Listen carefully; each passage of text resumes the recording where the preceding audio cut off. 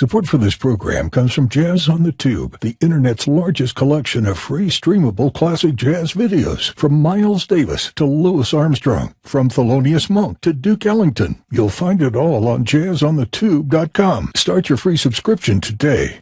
Hi, and welcome to Jazz Talk, a Jazz on the Tube podcast. My name is Ken McCarthy, and this is where we talk with people who are doing important work that supports and illuminates the music we love. The writers, the scholars, the educators, the filmmakers, the producers, and more. Hi, this is Ken McCarthy, and welcome to Jazz on the Tube. I am thrilled out of my mind about this interview we're going to do, and everybody knows that I am so enthusiastic about Eddie Durham. And we did a long interview with Topsy years ago, and every year we bring that interview out and replay it and tell people you must know Eddie Durham or you don't know jazz. And miraculously, this group has come together and made an excellent film on Eddie's life. It's going to be broadcast all over PBS around the United States. We're going to talk about the people that made it, and then we're going to talk about Eddie. But I do want to first talk about the group that came together to make it. Chris, you were the first one to show up, so you get to go first. Chris Hendrickson. Chris, tell me about your part in this spectacular film, where people can see it, but also the organization that produced it. Well, we're the PBS affiliate in northeastern part of Pennsylvania called WVIA Public Media, and we've been in the business of making documentaries for many, many years. I've been there for 24 years, and we've been doing that long before I got there. We've been doing a lot of documentary work on historical subjects, environmental subjects.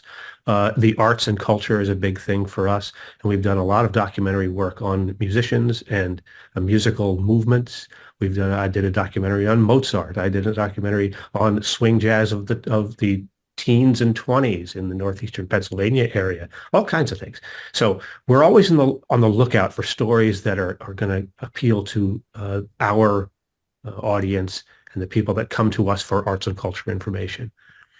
And we have a benefactor at WVIA who's worked with us for many years, and he started working with a man named Lauren Schoenberg, who was helping us with our record label. We have WVIA as a record label called Chiaroscuro Records, and through that, Lauren Schoenberg came to us and said, I got a terrific story about a guy that you probably don't even know existed, but he's an amazing guy, and he's touched the lives of so many musicians, invented so much music that you don't even know he was a part of, but had his hand in all of it. And his name was Eddie Durham. And so we had a meeting, I and this benefactor and my boss, whose name is Ben Payavis, who is the COO of WVIA.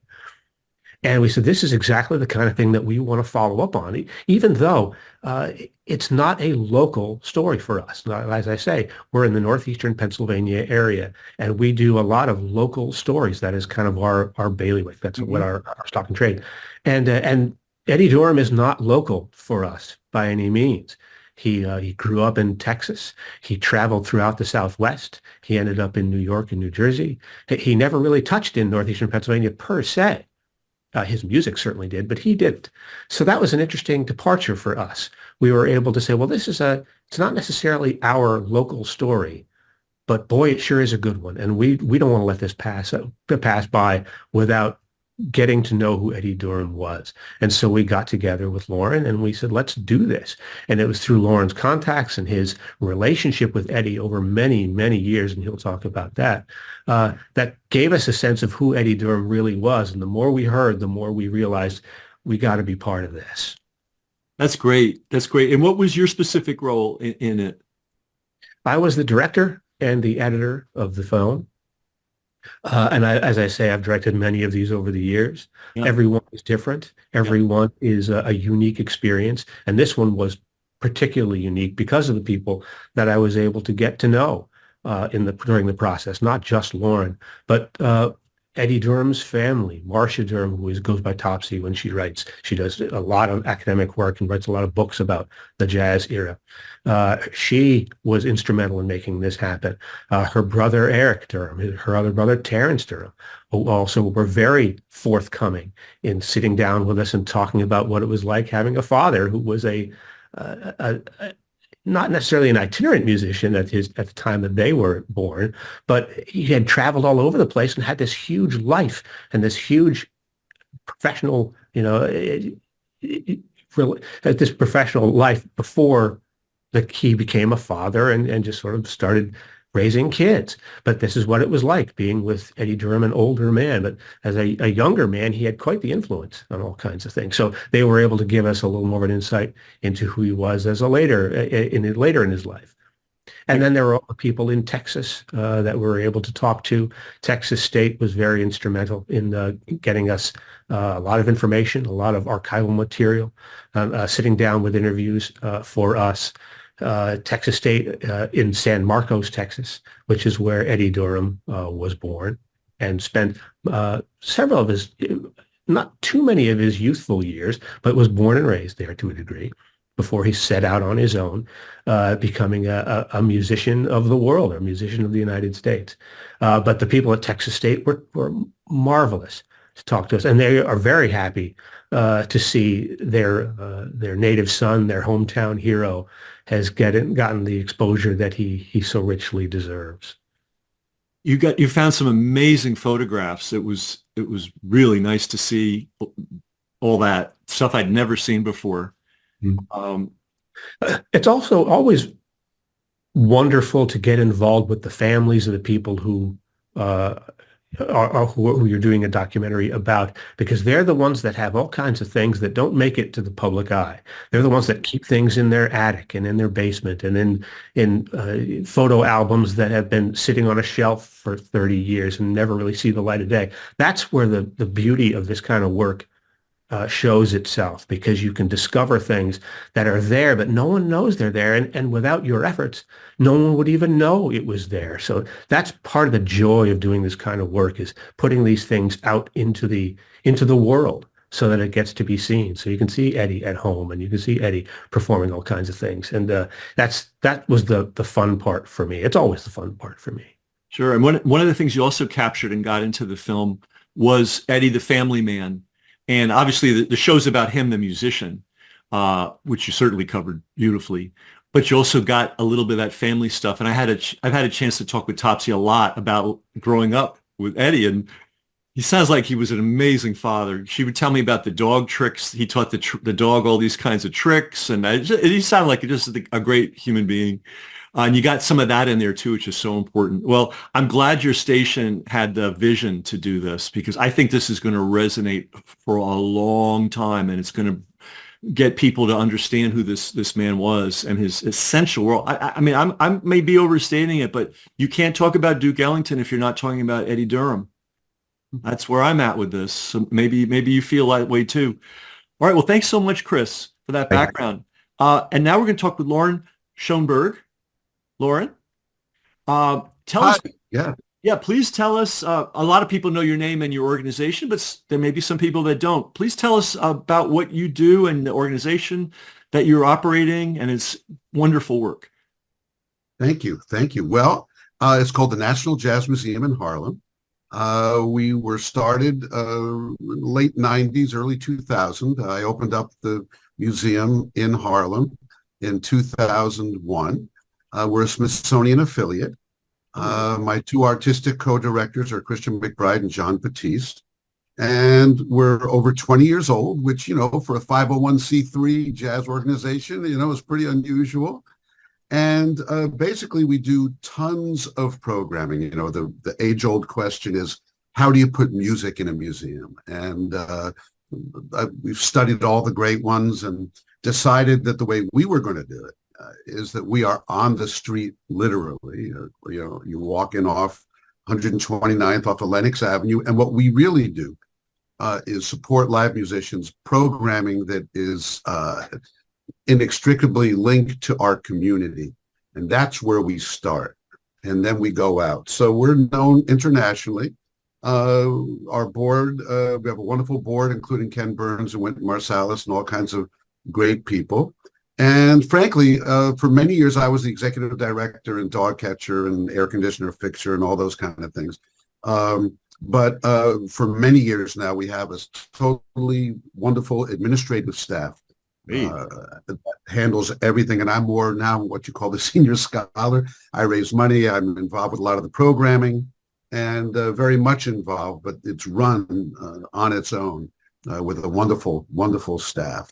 So that's the National Jazz Museum in Harlem. And a lot of the interviews that we did when we had Russell Malone and James Chirillo and Chris Flory and Bob O'Meally were all done at the National Jazz Museum in Harlem. And we look forward to participating in the rollout and all the things involved. But actually, I came into this project kind of separate from the museum because Eddie was like my combination of grandfather, uncle, friend, and musical mentor. When I was 18, I started working with him at the West End in New York. And so that's my involvement in it. I want to give kudos to Chris and the station because the way I look at it was that I came to them with this idea. We found a benefactor.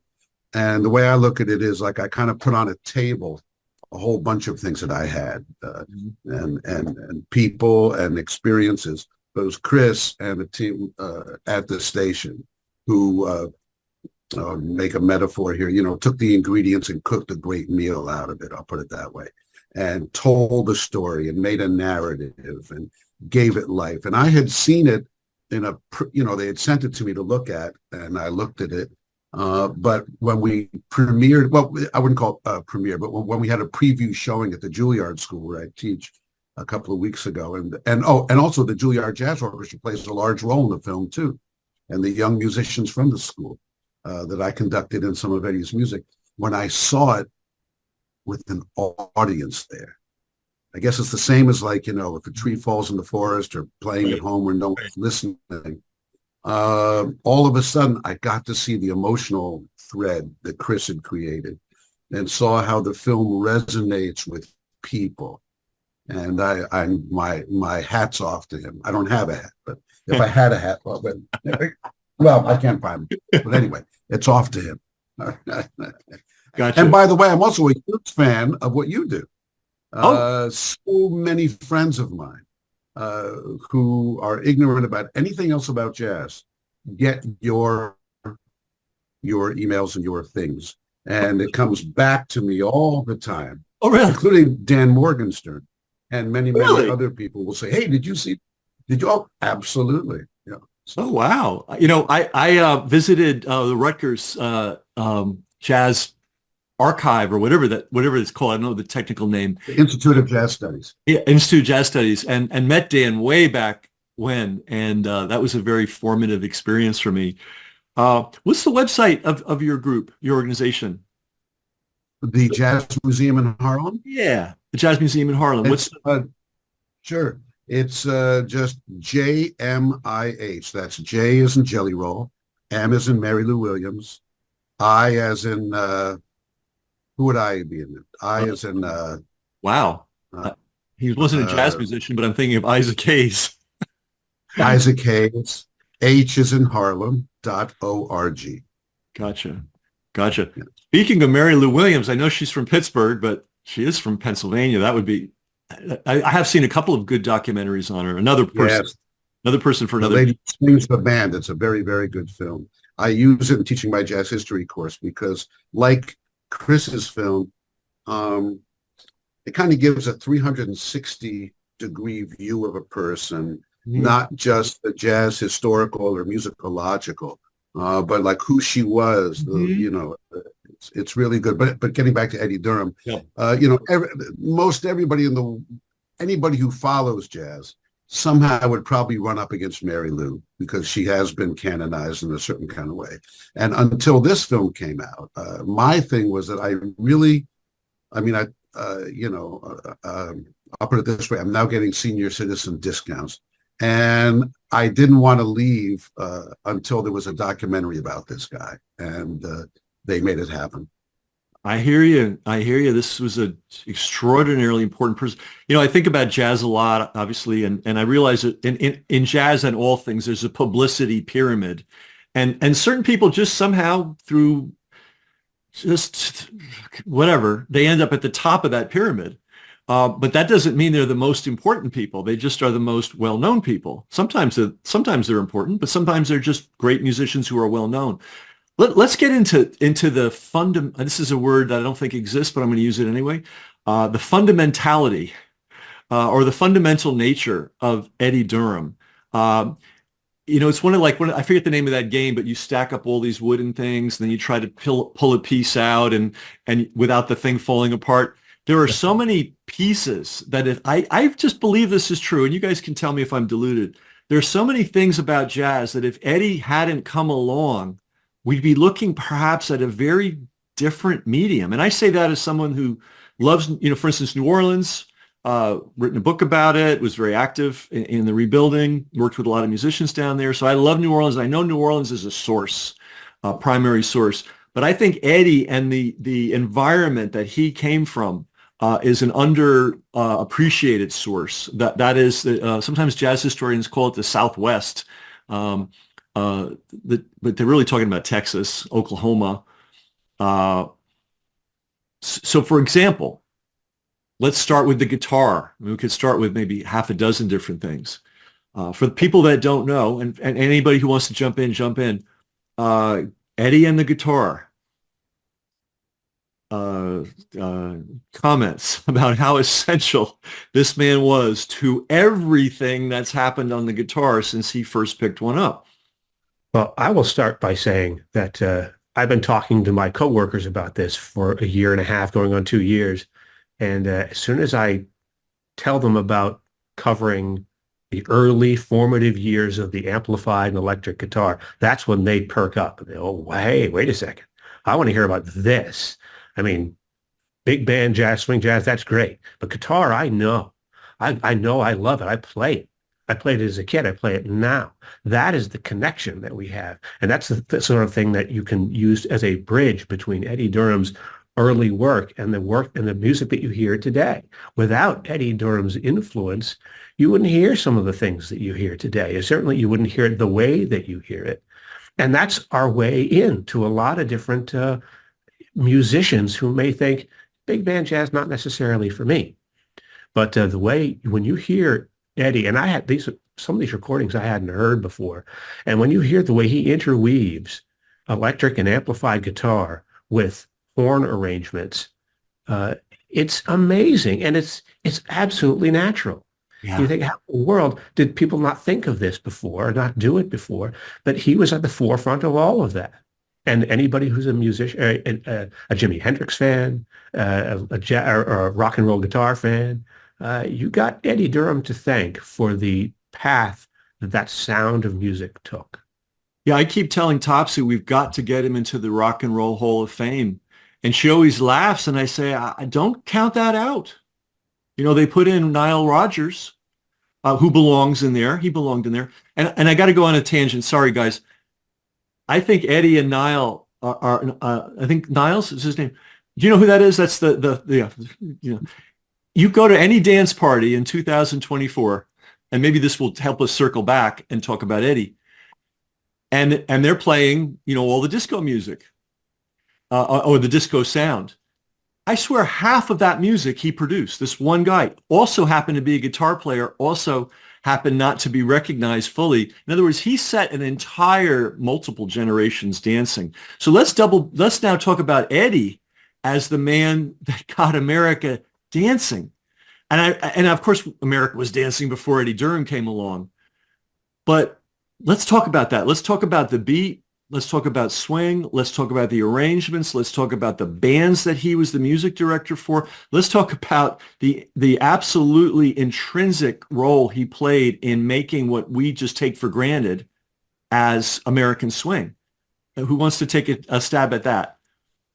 I'll take a stab. And even if Eddie was sitting next to me here, I'd say the same thing. I think we have to be careful of hyperbole here. Okay. Because there's a lot of other people in the story.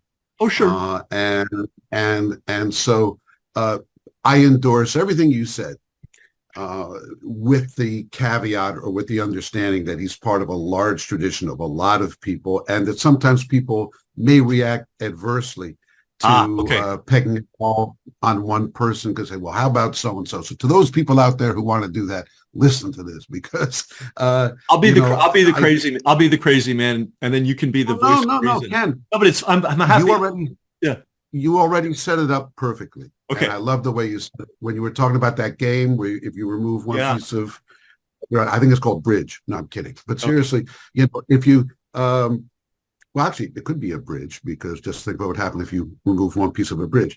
But Eddie is that kind of figure, and there's no doubt about it. And if there's anybody that all the people that you guys were referring to need to know about, it's Eddie Durham for the following reason. Back in the 20s, in the teens, 20s, and the 30s, there's one big reason. And a lot of great guitar players, and I'm sure a lot of them wanted to do what Eddie did, but they couldn't be heard. It's just that simple. They were up there with a banjo or a ukulele or a guitar, and the band is playing. What are you going to do?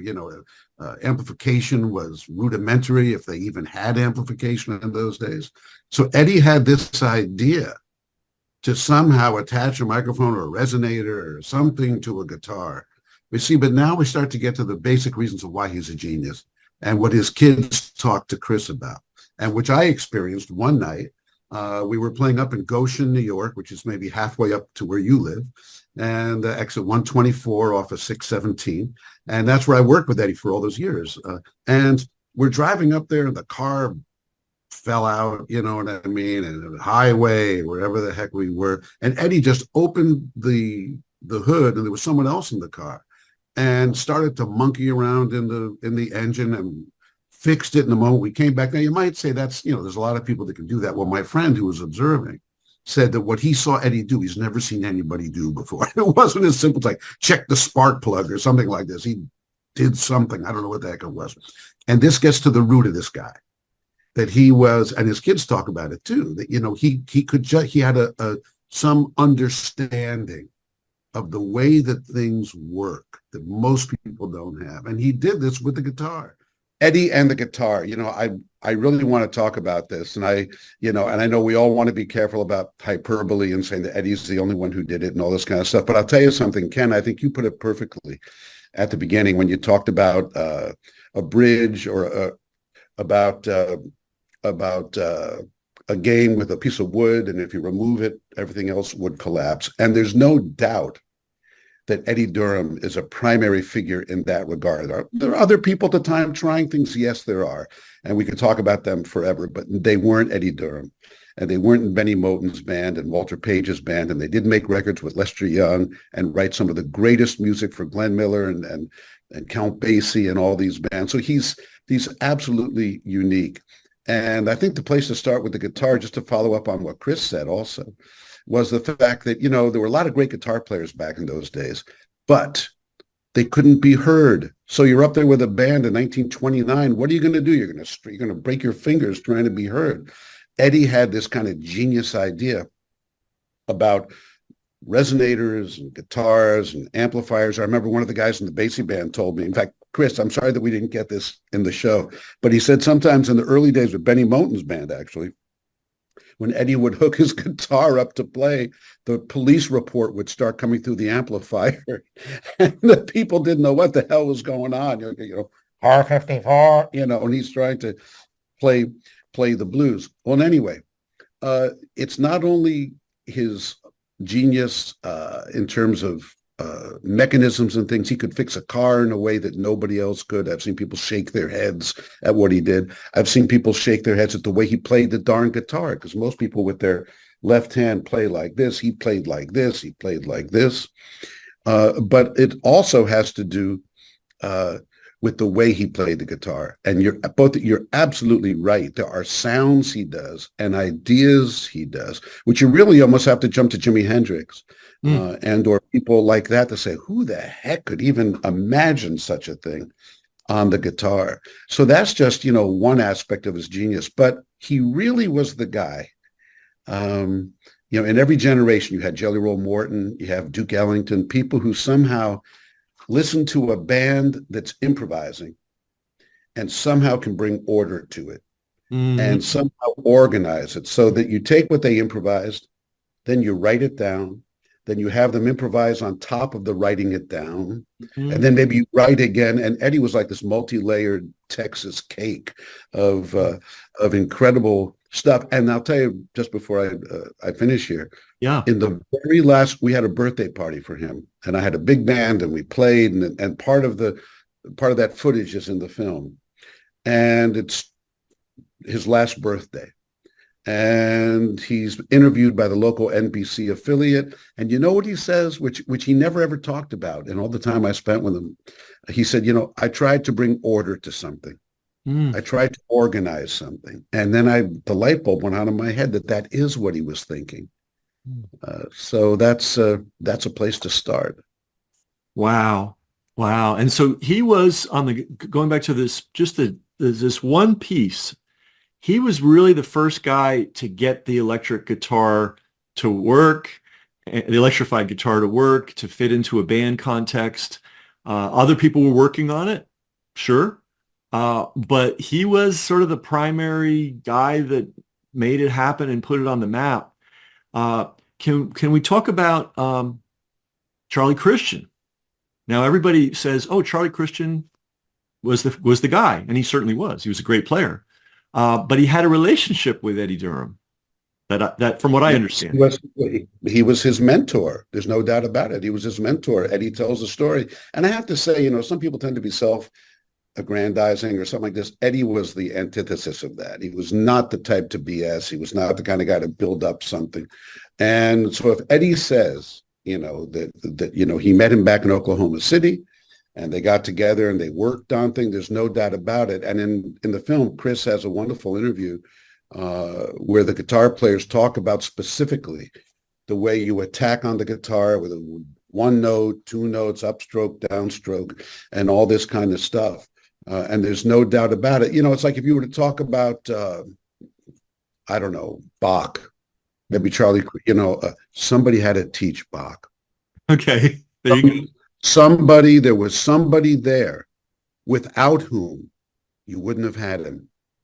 And it's kind of like that with Eddie and Charlie Christian, because every guitar player who plays electric guitar in the world, I don't care what kind of music they play, makes no difference. They're going to talk about Charlie Christian. Well, now they're going to talk about Charlie Christian's mentor or father. And then when they hear Eddie's playing, it stands the test of time. Somebody made a comment in the film. It sounds completely modern. It does. It does. Hey, let's talk about his influence on. We saw the influence on Charlie Christian.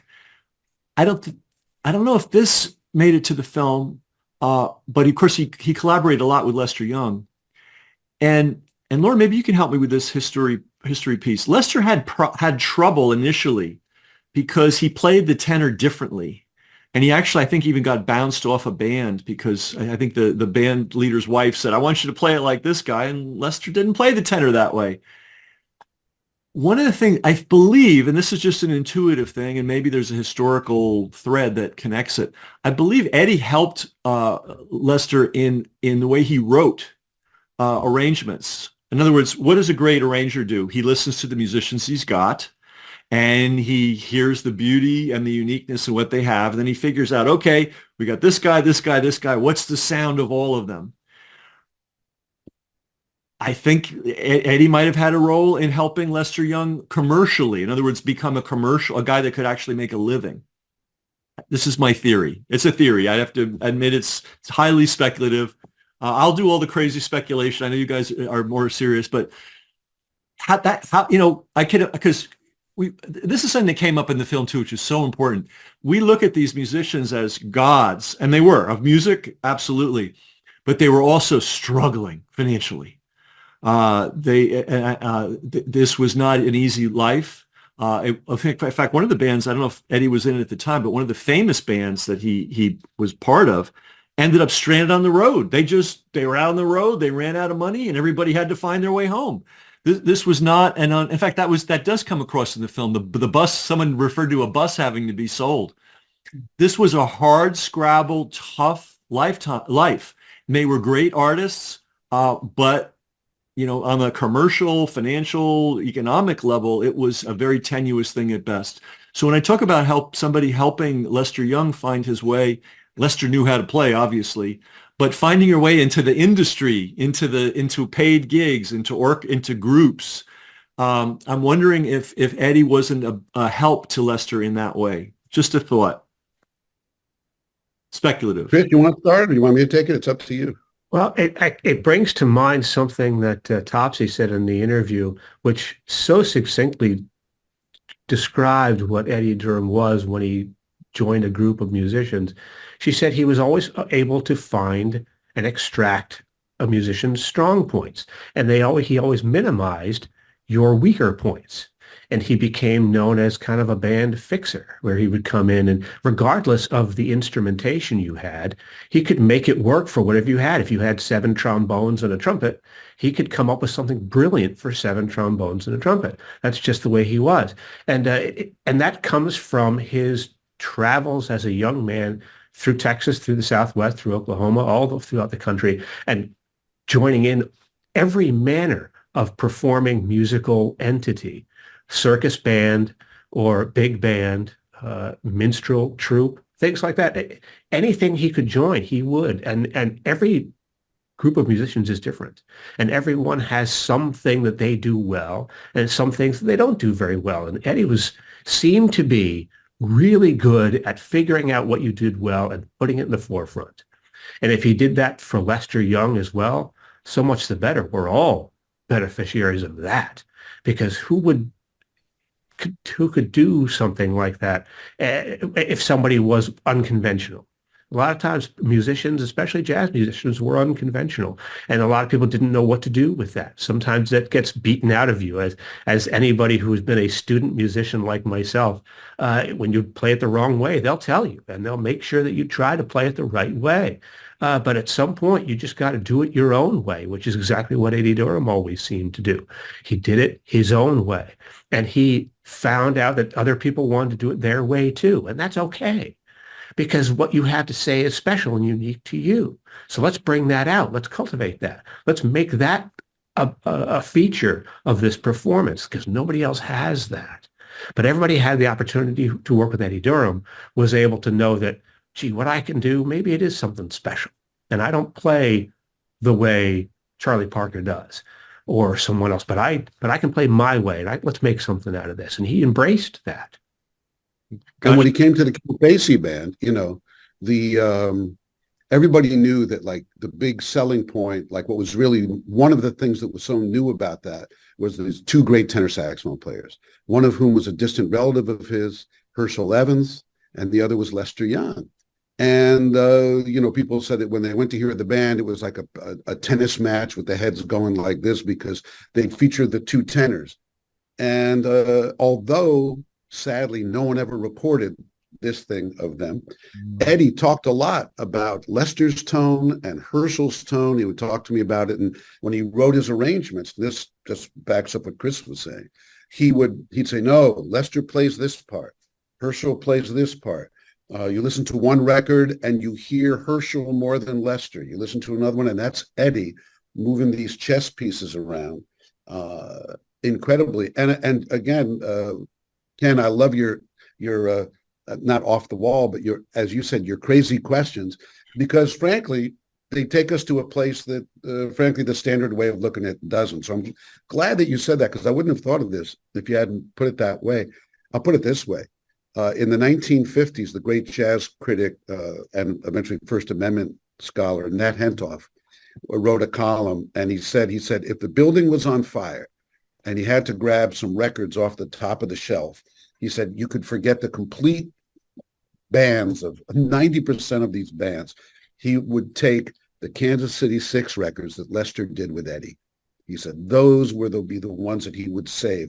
And you could make the argument that Lester Young's greatest record ever was the one that Eddie Durham was the musical director, which is the Kansas City 6 records for Commodore Records, which were Eddie's record date. So there's no doubt about it. Gotcha. I mean, we use the term music director. Sometimes in music, we use the word producer.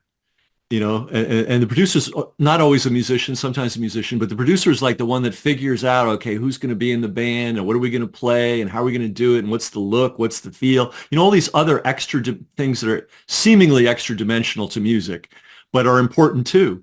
So I think in addition to being a music director, he was also kind of a producer, and he was obviously an amazing arranger. And he was I don't want to, this is almost a trivial term, but it expresses what he was. He was a fix-it guy, right? He fixed, well, and that's what he did. Let's talk about that, because it seemed like, here's what he did. He would join a band when they were here, and then they would do this. And then he'd go to the next band, and they're good musicians. They were doing it, nothing deficient about them. But somehow it happened too often for it to be a coincidence or an accident. Can we talk about the music director role he played, who he played it for, and when he appeared in a band's given life, and what happened in that band after he showed up and started working his magic? Well, let's go back to Benny Moten's band. And Chris, please feel free to jump in here because I don't want to monopolize the time here. But Benny Moten's band, and I'll try and make it real brief here, but Benny Moten was kind of a peer of Harry Truman's. They were both proteges of Tom Pendergast, who was the political boss of Kansas City. And Benny Moten had this great band, and he rated one by one the best band of the Southwest, which was Walter Page's band. And one by one, he rated and took eventually the band leader himself. He got Count Basie, he got Eddie Durham, he got all these people. And Eddie went into that band, which before that was a very good band, but it really sounded like a 1920s band. And musicians of today wouldn't find much there. Mm-hmm. You have to search. Eddie transformed it into, within the space of a year and a half, into what sounds like the father of the Count Basie band. And that was Eddie. And it's everything Chris said about taking the strong points of this and frankly weeding out things. Eddie told me how he couldn't stand the saxophone players that were in the band when he got in there. You got to have Ben Webster. You've got to have so-and-so. And about how the older musicians didn't like what Eddie was doing. In fact, Eddie told me a story that when he came into Benny Moten's band, and this is unbelievable for people of today to imagine. The band was 2 trumpets and a trombone and a few saxophones. And when Eddie came in, the guys treated him really funny, and he couldn't figure out why. And eventually he found out that they thought he was going to take one of their notes away. In other words, there's only so many notes in an arrangement. And if this guy's here, somebody's going to have to be fired, as opposed to Eddie taking the band from this sound to this sound, this many notes, instead of this simple amount of notes. And so he did that for Benny Moten. Then Count Basie's band, he did it, well known for Count Basie, but he also did it for Jimmy Lunsford. And he was in Jimmy Lunsford's band, and he gave that band a shockingly new sound. And then after the Basie band, then he did it for a band actually that we didn't talk about in the film because he was only there for a moment, but it was big at the time. Jan Savitt was another Pennsylvania band. I believe that band was from Philadelphia. And he arranged for Jan Savitt. And he did an arrangement or two for Benny Goodman, didn't make much of a thing there. He wrote for Artie Shaw. But then, of course, it was, I'll put it this way, even in the year 2024 or whatever year it is that people are going to look at this thing in the future, I don't care if you have people from 5 to 500. If you're at a party and somebody goes, ba ba da ba ba ba ba ba da ba da ba da ba da ba da ba ba, people run to the dance floor. Why? This is one of the great questions of mankind. Why? But they do. And who's the person who took In the Mood, written by somebody else, arranged by somebody else, played by many bands, and all of a sudden sprinkled that magic Eddie Durham sauce on top of it, and boom. Right, Chris? It's amazing that this song had a life long before Eddie Durham. That riff's been around forever. That was and it to the tribute to the credit of Glenn Miller to be able to say, what you can do with this. I really want that. And when he had the opportunity to work with Eddie Durham as an arranger for his band, the Glenn Miller Band. He really jumped at the chance because he knew that this was something that he needed at the time. He was very known, obviously, as the balladeer and the romantic musician, and that's where all the records were that he sold. But when you're out there in public and when you're out there live and the kids out there, they want to move and they want to swing, you got to be able to bring something. And he needed to find somebody who could put that in his holster, that he could pull out and say, let's go. And when he did that within the Mood, it's all of a sudden it became the signature song for the Glenn Miller Band. And I'm not sure if he saw that coming, but I heard the story that members of Glenn Miller's orchestra were not all that thrilled. That it became so popular that they would eventually just say, "Oh my God, do we have to play this thing again over and over again? I can't believe this." But success breeds its own kind of dissatisfaction, I guess. But you got to embrace that dissatisfaction because it's a wonderful piece of music and it gets people moving. And what else does swing music have to do but get people up out of their chairs and get them moving? And get them happy and get them enjoying things. That's what this music was for, as Lauren says in the documentary. This music was to get people to dance, to get them out there and get them moving around. It wasn't just to sit at home on the radio and listen to it. You can do that with a lot of things. This was swing music. This was important. And it was important for America coming out of the Depression.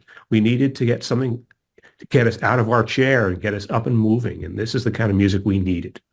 So that's another example of an absolutely iconic piece of music that he had a hand in. So we've got the sextet with Lester Young, which Nat Hentoff, you just said it was the key recording, and now we have this other thing, which is, as you pointed out, everybody knows that tune, even if they don't know a thing about jazz, they don't know anything about swing music, they know that piece.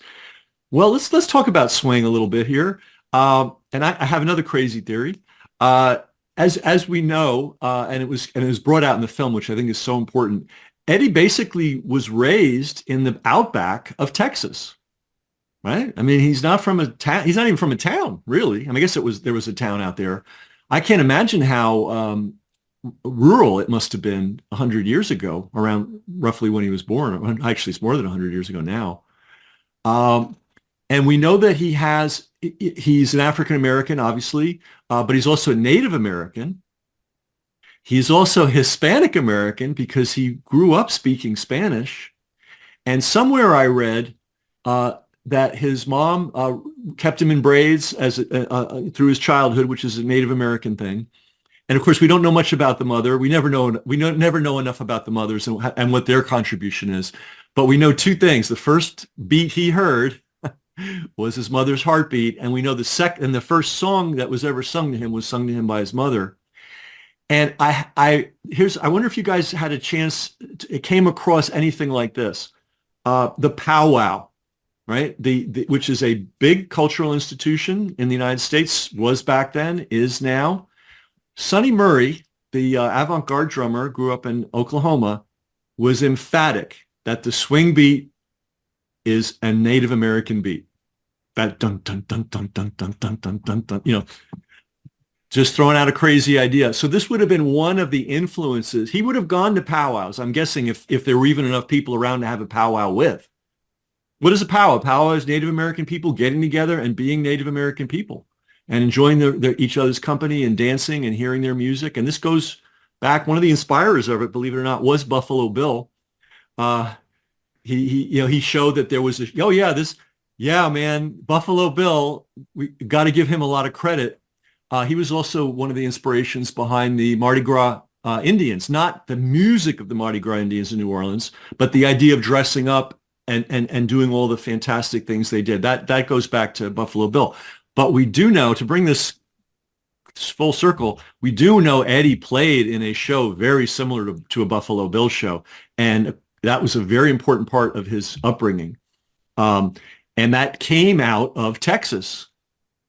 And that, I believe it had some Native American people in the show. I'm not sure. But it sure had a lot of music. And the point I like to make with young people, because it's hard for them to, even me, it's hard for us to wrap our mind. There was no such thing as radio. Maybe when it was just starting to appear as Eddie was a teenager. There was no radio. Records existed, but you certainly weren't going to have a record player in every house. No way. So live music was it. And there was no MTV or internet or any of this stuff. So the circus, especially in rural areas when it was traveling around, was a massive deal. Like it wasn't just, oh, it's this, we think of the circus as some quaint, tiny little thing, not a big deal, but that was the height of show business, especially coming out of Texas. So let's talk about the impact his circus playing had on him. The fact that, and you could probably know this, cut me off and fill in the blanks, but that was his first chance to be an arranger. Well, you there's enough to talk about in what you just laid out. Seriously, for like a year's discussion, it's fascinating, and you brought up so many things that people like a quick, simple history, and without confronting all these things that you talked about: Native Americans, African American culture, the Buffalo Bill, the shows that Eddie worked in as a kid. Chris already mentioned minstrel shows. I think it's almost impossible for someone who's not like a serious student of history to even, or even maybe even more for a serious student of history, to really figure out the world that Eddie was born into. Because it's so complex. And like you mentioned, he's born the southern part of Texas near the Mexican border. I teach, and my students these days are, I don't want to say this, they're 40 plus years younger than me. Okay, because I have college freshmen and sophomores. And so I try and tell them, look, Eddie Durham was born 41 years after the end of the Civil War. Now, put that in your pipe and smoke it. And I'm not telling people to smoke, but seriously, just think about that for a moment. I tell my students, I say, I'm more than 41 years older than you. So do I seem like some figure from the ancient past? I hope not. That's where Abraham Lincoln and Frederick Douglass were to Eddie Durham. So to contemplate all these things that they didn't think about like we think about them now. Right. His mother had a large amount of Native American stuff in his family. You can tell from the cheekbones and just from what he said, what he told me and what he told his children. Okay, that's all there. And how it factored into his music about the powwow, that's interesting. And I'm so glad that you mentioned Sonny Murray, because he's someone that hardly anybody ever mentions. He's one of the great drummers of all time. Even if Mr. Murray was here, I'd say, well, and even though that he's African-American and I'm not, I would say, well, there's the church, you know what I mean? And there's this afterbeat thing that you really don't find anywhere else. I really don't hear that in Native American music, but Lord knows what the truth is. Right. But nonetheless, Eddie put all these things together without thinking like we think now. I'm going to get out of here with this discussion because it's so interesting. It's deep, yeah. But he didn't think about it like we think about it, like this and like this and like this and a combination. It's just the way that he grew up. I know in the interview, and this was new to me, when Topsy told Chris that Eddie spoke Spanish as a kid. Yeah. He didn't speak English for a few years. I never heard him speak. Until his mid-teens. He didn't really start to get fluent until he was on the road by himself. Okay. Yeah, so he was Spanish speaking, and I bet he was speaking a Cherokee Spanish patois. That's a whole nother issue, which I'd love some scholar to. There must be a Texas scholar, but I wouldn't go with you on that. But we don't know, and I think that's what underlines it, is the fact that we don't know, but it's possible. Yeah, and you can't say that about Duke Ellington or about Louis Armstrong, that they spoke some other language, or something like this. No, he's totally unique. Yeah, and the place where he was raised, I call it the outback. There was nothing there. You either had to figure it out and be able to do it, or you weren't going to last. It wasn't like living in the city and go down to the store and buy something. Everything had to be made, manufactured by hand, or find somebody that knew how to do it. And I think that must have contributed greatly to the incredible resourcefulness he had. Topsy told me a story about his house burned in, I think it was Brooklyn or wherever they were living. And he just rebuilt it. He just, no big deal. He just took out his hammer and saw and got some wood and rebuilt the thing. That kind of resourcefulness, and which is why he's the one that figured out the guitar issue, because he had that mindset of, hey, we've got to solve these problems. He represents, the incredible resourcefulness and intelligence of rural America. And of course, rural America was not just, what's that famous painting of the American Gothic with the two? It's African Americans, and we never think of African Americans being cowboys. He was a cowboy. Eddie was. No, he was a very good horseman. He apparently, worked as a cowboy. He used to hunt rattlesnakes. Gathered the rattlesnake tails to put in his father's violin, his father's fiddle, which I trace back to Mississippi. They did that in Mississippi too. I don't know where that originally came from, but this was a country boy on steroids, right? This was as country as you can possibly get, and yet he was one of the most influential people in one of the most sophisticated, urbane types of music we have. So I feel that's a huge part of his story, too. It's interesting too. I think what you say is true, but a lot of it seems to me, came from a sense of necessity, maybe sometimes. Yeah. This is where he was. And because he was so good at drawing out the positive points of the musicians he was with and the things that he was doing, he was simply taking where he was and the situation he was in and making it work for him. And one of the things that Lauren told me while we were working on this, which always stuck with me, was that there was a rural part of him and there was an urban part of him, and that sometimes you didn't see the other. You could be watching him perform at the West End in New York and never know that this was this country guy, because it really need to show you that he was where he was now, and this is what he was doing. That shows what kind of multi-layered person he was. He didn't simply try to impose his will anywhere. He simply became what he needed to become for the people who were around him, and yet was completely himself. That's what I thought was so unique about just watching him in the different bands that he was in and playing the different music that he did. It was that it was all him, and yet it was always different. It was always unique. It was always multi-layered, but it was all him. Yeah, he was a tremendously, like we all have masks, and African mask and other masks, and masks are a big part of things. And his mask is as complicated as Ellington's, or anybody else who lived through, that 20th century. And I'll refrain from any and all politics, but who lived through that time and survived the way that he did. He had such a sophisticated personality and so many different ways, just like Chris was saying, of showing this or showing that. And even as well as I knew him, of course, I wasn't his child, but I did spend hundreds of hours on the bandstand with this guy. Hundreds. That I really got to know him well.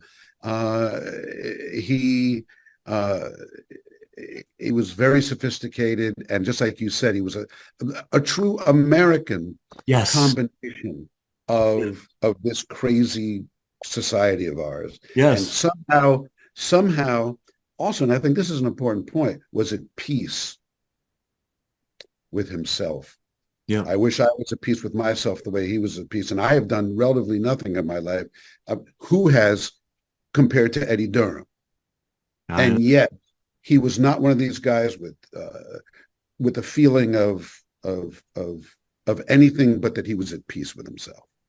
And given the way he was exploited, the way that he might have looked back and have said, "Oh man, I did this, I did that." His children say he wasn't a great businessman.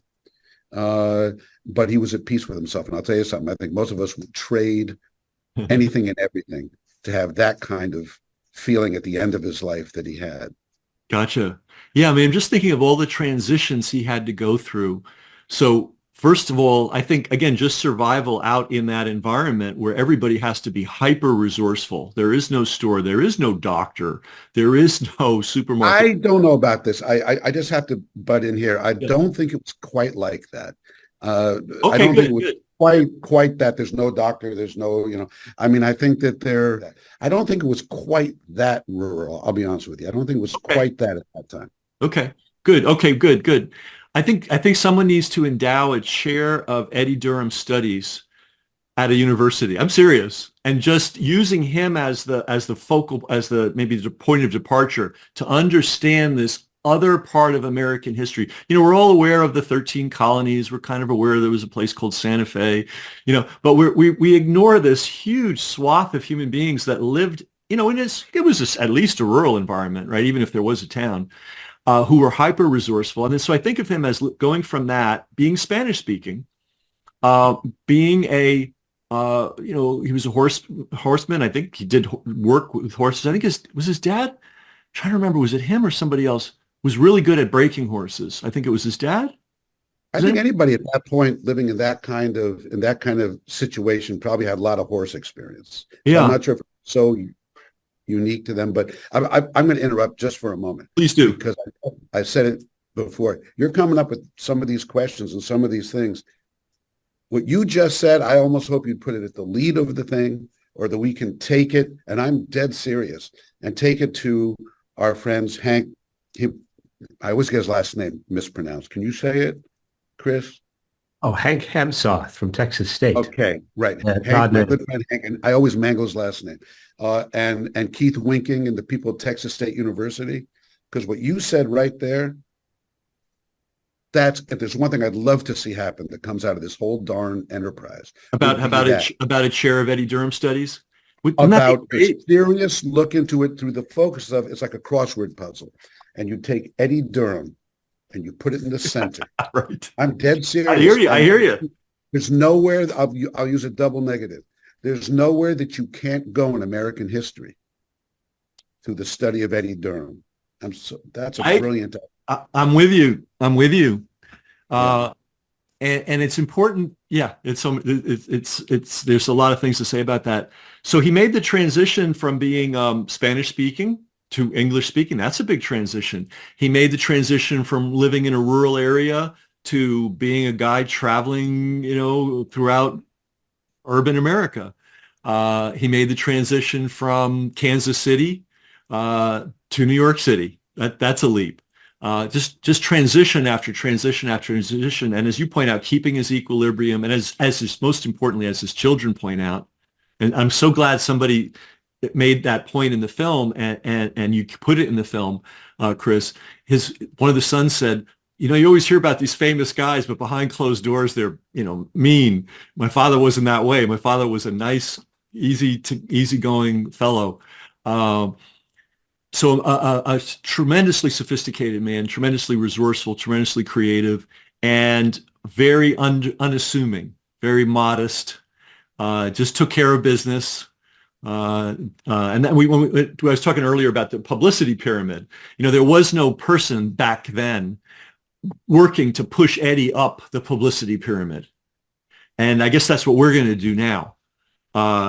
For the long-term benefit of everybody, because I think, he's obviously a great jazz musician, no question, great innovator of the music, but a great American, beyond the music frame, just like someone the young people should know about. Here's a resourceful guy who solved problems, played well with others, created innovation after innovation after innovation. And how did he do it? By helping. Hey, this band needs help. This musician needs a way in so that his sound blends with everybody else, so he can have a career. He's a model human being, in my opinion, based on everything that I've learned about him over the years. Hey, let's talk about the practicalities of this film. How do people see this thing? Well, this is going to be premiering on WVIA Public Media on February 1st. It is also going to appear on PBS Passport at that time. You can see it as a Passport member. You can see it all over the country. It has been picked up by 250 television stations throughout the country, in New York and Los Angeles, and everywhere from Schenectady down to San Diego and Hawaii. It's been a huge boost for us because the enthusiasm for this story was far better than we even anticipated when we showed up at the American Public Television conference to promote this.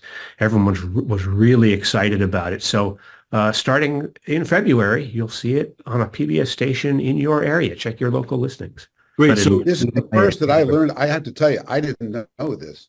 I knew that it was going out there, and I had no idea whether I'd see Chris tonight, and he'd say, "Well, it's going to show in 3 places where I had no idea. That I can't tell you. I almost want to cry. I feel I'm in the same boat with you. I'm getting goosebumps. Yeah, so Chris, tell the audience, how rare is it for any PBS production to be embraced at that level without some huge, financial promotional thing? Like, this is spontaneous embrace by these stations. Yeah. Well, it seems to me, and I'm certainly no person to speak on how these things get distributed, but if you're working with a Ken Burns production, you're fairly sure that it's going to have a lot of legs and it's going to get there. But there are so many thousands of stories out there in the United States that independent stations, local stations, are putting stories together and putting them out there. And it's hard to see all of them. It's hard to know what's out there. And this just speaks to, one, the multi-layered dimensions of Eddie Durham. It also speaks to the universality of Eddie Durham's music and his life. And it probably reflects on the kind of guy he was, the kind of person that people just sort of embraced and wanted to be around. We talked about him going in and fixing bands and bringing out people's strong points. You don't do that unless someone invites you in to do that. And if Eddie was able to get invited into all of these organizations, these groups of musicians, and say, yeah, we want to work with you, that says something about him more so than it does about his skill as an arranger.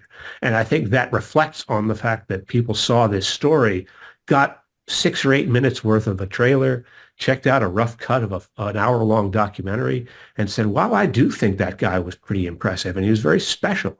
I want to show that story to the people here in my community. And it appeals, it's all American, as you said. It appeals as an African-American story, as a Mexican-American story, as a jazz story, cultural story. Native American, all kinds of things. And it's not necessarily something that we went in and went through this chart and said, well, how many boxes can we check on this? But he just happened to check them all. And once you start going, how can you stop? And I only hope that people watching this hours-long documentary of Eddie Durham will be tempted to say, wow, I got to learn more about this guy. Where are those books that Topsy wrote about his life and the people that he worked with and the bands that he worked with? I want to read them. And I want to check some scholarly work out about what the other people around him did and why it was significant that he did it, when he did it, and where he did it.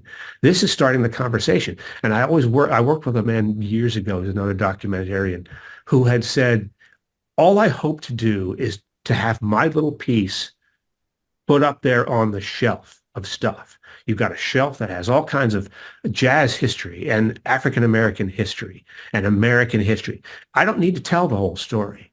If I can just be one piece on that shelf, along with everything else, I've done my job and I can move on. And I think that's what WVIA was able to do. And without somebody like Lauren bringing these stories to the forefront, we'd have nothing. So if you've got stories, tell people. Tell people what you've got. Tell people that it's important, and wait. Don't stop until somebody starts listening to you, because that's how these stories get found, and that's how they get made. But marriage made in heaven, between Lauren's firsthand experience of Eddie and all his insight into the history of jazz, and then your station and your benefactor seeing, having the big vision to understand what this was. And I mean, you're going to have a hit on your hands. This is going to be a super hit, and it should be. Wow. Okay. So again, PBS, just go to your PBS station, whatever it is. If you don't know, what's the name of the film? We didn't even mention the name. I want to say something about that. Well, we kicked around a title, and I believe that at first there was another title for it. I don't remember what it was. And then I said to myself, I looked at the list of Eddie's songs, and some of them have already become titles of books and famous things like, Jumping at the Woodside or Swinging the Blues or all these things. I said to myself, what could we just hold? There's this great tune that he wrote that Mildred Bailey recorded, Glenn Miller recorded. It was a hit at the time, although no one remembers it anymore. And the title is Wham, Bebop, Boom, Bam. And I remember and then there's more to the title, but that's the beginning of the title. And I mentioned to a friend of mine, I told him that I was going to meet with Chris and I was going to suggest this title. They said, "You crazy? They're not going to use a title with an exclamation point and a colon, and who the hell's going to remember it?" And they jumped on it and they took it. But there's more to it, right? Right, Chris? It's Wham, Bebop, Boom, Bam. It's Wham, Rebop, Boom, Bam. So if you want to say that again, that is it. You can probably do that. But yeah, it's just something that people are going to see and say, what the heck is that? And I don't think anybody at WVIA has said it the same way twice since I put it out there. But that's okay. I don't care. It's totally okay. Yeah. Well, all of a sudden, now that when we named the show Wham, Rebop, Boom, Bam, the swing jazz of Eddie Durham, all of a sudden I'm seeing that song everywhere, literally everywhere. It's on TV shows. It's on old clips of old shows. It's everywhere. And I don't know whether we jumped on at the right time or we just spoke it into being or whatever it was. But Wham, Rebop, Boom, Bam is the song that people are going to be remembering starting February 1st. Cool. Well, gentlemen, thank you for everything. The time you've shared with us today and bringing this important film and this very important story and this wonderful human being to more people's consciousness. We need role models that we can look up to. And I think Eddie's a candidate for role model, I think, to say the least. All right. Well, we'll see each other around the internet later. Hope I'll meet you in person someday. Thank you.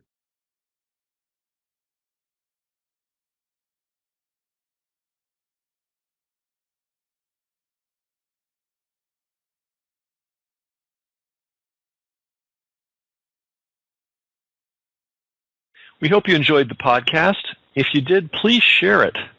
That's how we grow. And remember to subscribe to JazzOnTheTube.com, the internet's largest collection of free, streamable, classic jazz videos.